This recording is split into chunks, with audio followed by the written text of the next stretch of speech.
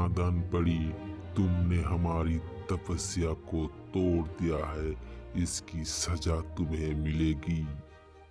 हमारी तपस्या को तोड़कर तुमने अच्छा नहीं किया। तुम्हें ऐसे पिंजरे में बंद करूंगा, सारी जिंदगी भर पिंजरे के अंदर रह जाओगे और तड़प तड़प कर मर जाओगे। हमारी ताकत कभी अंदाजा नहीं लगा सकते। अरे ढोंगी बाबा, तुमने बहुत ही लोगों को बरदुआ देकर सजा दे चुके हो। इस बार तुम्हारा सजा होगी। तुम क्या हमें पिंजरे में बंद करोगे? हम ही तुम्हें पिंजरे में बंद कर देंगे। अरे ओ घमंडी पड़ी, क्या तुम्हें पता भी है हमारी ताकत के बारे में?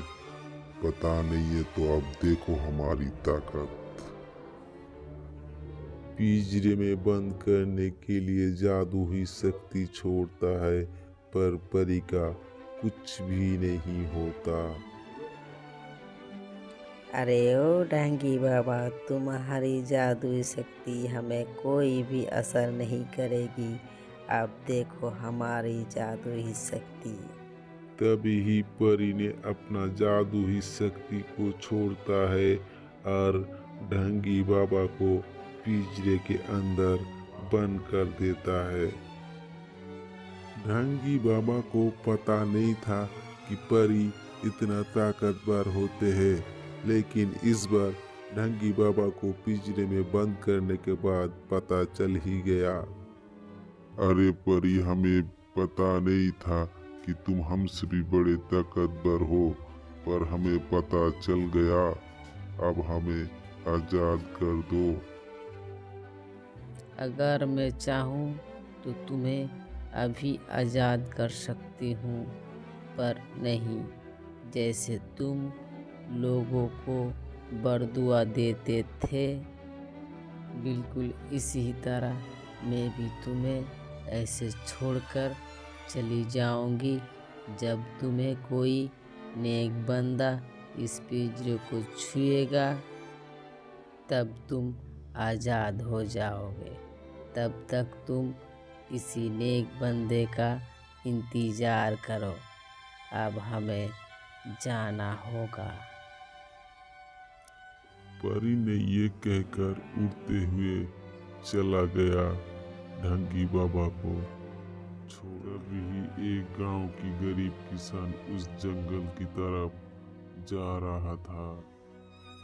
चलते चलते किसान जंगल की तरफ आया और जंगल पे, अरे वहां पर पिंजरे में कौन है? दूर से ही किसान को दिखाई दिया कि कोई पिंजरे के अंदर कैद है।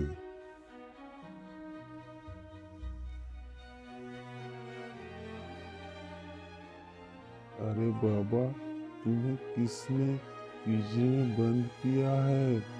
इस तरह पिंजरे में बंद की हो बाबा? परी ने हमें पिंजरे में बंद कर दिया बेटा। अगर तुम नेक बंदा हो, इस पिंजरे को अगर छू लेते हो, ये पिंजरा गायब हो जाएगा। तुम्हें देखकर तो लगता है बेटा कि तुम नेक बंदे हो। इस पिंजरे को छू कर देखो बेटा और हमें आजाद कर दो बेटा, आजाद। तब ही किसान पिंजरे को छूकर बाबा को आजाद कर देता है। और परी ने हमें पिंजरे में बंद करके ये एहसास दिला दिया कि किसी को पिंजरे के अंदर कैद कर रखना कितना बड़ा नाइंसाफी है, ये हमें महसूस हो गया। कभी भी किसी को इस तरह कैद कर रखना नहीं चाहिए। किसी को कैद कर रखना बहुत ही बड़ा गुनाह है।